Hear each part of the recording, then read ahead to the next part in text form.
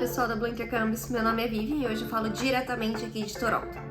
Hoje eu vim até vocês para contar e na verdade explicar um pouquinho mais sobre como funciona o meio de transporte público aqui em Toronto. Aposto que você já ouviu falar ou já viu até mesmo em filmes a sigla TTC estampado ou em algum metrô ou em algum streetcar, que é o bondinho, né, que é o trem eletrônico que anda por cima da rua. E na verdade esse nada mais nada menos é o nome do transporte público aqui de Toronto. O TTC ele é composto por 3 tipos de transporte, que na verdade são o ônibus, o streetcar, que ele é este bondinho que anda por cima da rua, e também o metrô. Todos esses 3 meios de transporte eles são conectados e interligados. Então, por exemplo, se eu preciso pegar um ônibus, eu posso muito bem pegar um metrô, chegar a um ponto, neste ponto pegar um streetcar, por exemplo, e nessa próxima parada eu consigo pegar um ônibus. Lembrando que se essa minha trajetória estiver dentro de 2 horas, né, eu estiver fazendo essa locomoção minha de um lugar ao outro, dentro do período de 2 horas eu pago apenas uma passagem, mesmo que eu esteja trocando de transportes, pendente se você pega metrô 3, 4 vezes, ônibus 3, 4 vezes, streetcar também. Além do sistema TTC, também existem mais 2 outros trens que passam por aqui em Toronto, que são o GO Train e o Up Express. O GO Train ele é um trem regional e ele interliga todas as cidades da Grande Toronto. Então, se você mora, por exemplo, em Mississauga, ou se você mora em Etobicoke ou Scarborough, você consegue pegar o GO e se locomover mais rápido. Você também consegue ir com um ônibus e o metrô, só que vai demorar muito mais a sua viagem do que você pegar um trem e ir direto. E o preço não é tão mais caro, enquanto vamos dizer que o streetcar, o ônibus e o metrô, que são, né, parte do TTC, você acaba aí pagando $3,25 pelo cartão.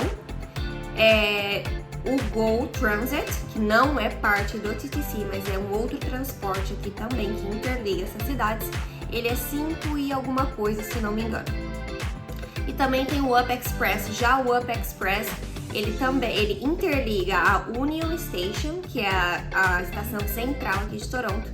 Ele liga essa estação principal até o aeroporto. Então ele é um express, é uma linha direta, tem 3 ou 4 paradas nesta linha, mas ele vai e volta entre a Union Station e o aeroporto. Então, falando já de estação central, a gente volta mais um pouquinho para falar sobre a Union Station. A Union Station, ela é um pouco clichê também, porque a gente fala Union Station, a gente lembra da Union Station de Nova York, né? Aquela estação enorme. E é muito isso mesmo, é muito parecido. Então, é aquela estação gigante, você entra dentro dela, parece até que um labirinto. Nela você consegue pegar trens para ir para fora da cidade de Toronto. Você também tem acesso a streetcars, tem acesso a ônibus, você tem acesso ao metrô. E eu acho que o mais diferencial dela também é que você tem é como se fosse uma rodoviária lá dentro também. A Union Station, ela é localizada em Downtown. E o interessante é que eu vou falar aqui, o próximo tópico, são as rotas de cada uma desses meios de transporte. Então, por exemplo, o metrô aqui ele é dividido em 4 linhas diferentes. E as principais linhas de metrô são as linhas verdes e a linha amarela.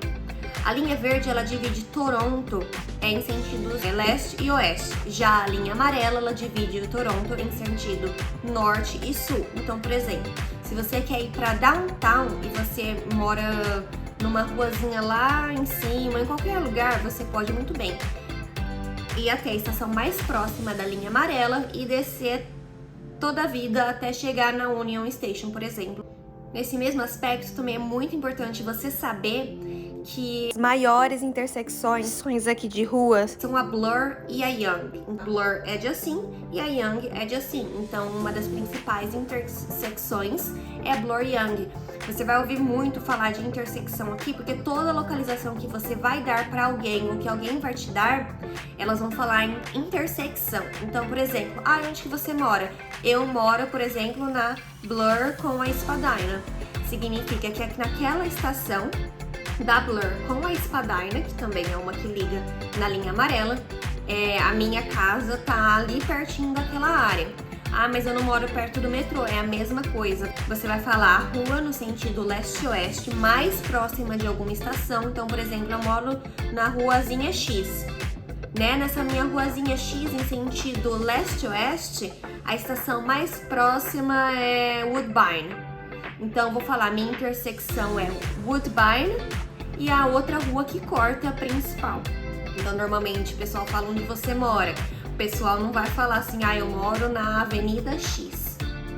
Porque é muito mais fácil explicar para a pessoa se localizar se você falar a intersecção. Então, aqui você vai ver que é muito comum o pessoal te dar a intersecção para falar onde é alguma localização.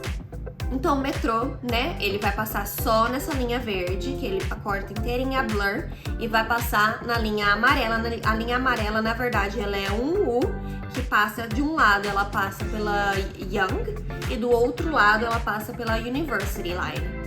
Então, temos a linha verde, e aí vocês vão ver no mapinha que ela faz um U até lá embaixo na Union e também sobe lá pra cima depois.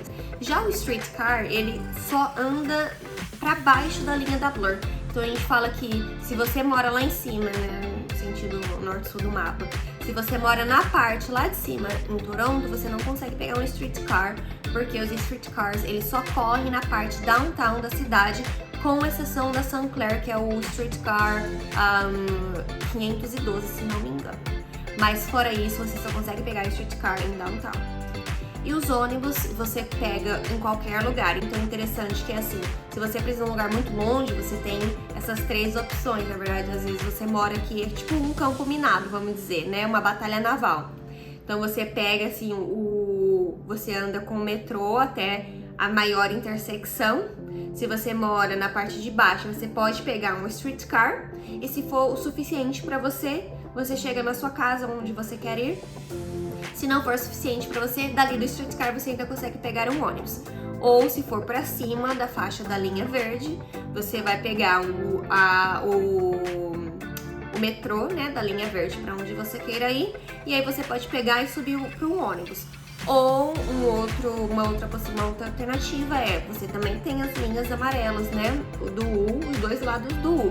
Então você pode muito bem ir na linha amarela e chegando na linha amarela, você vai pegar um ônibus que vai andar de leste a oeste, né? Você tem as duas possibilidades. Ou você anda pela linha verde e depois você vai sentido norte e sul, ou você anda pela linha amarela e daí você vai sentido leste e oeste. Então é bem assim, batalha naval, é bem interessante, né?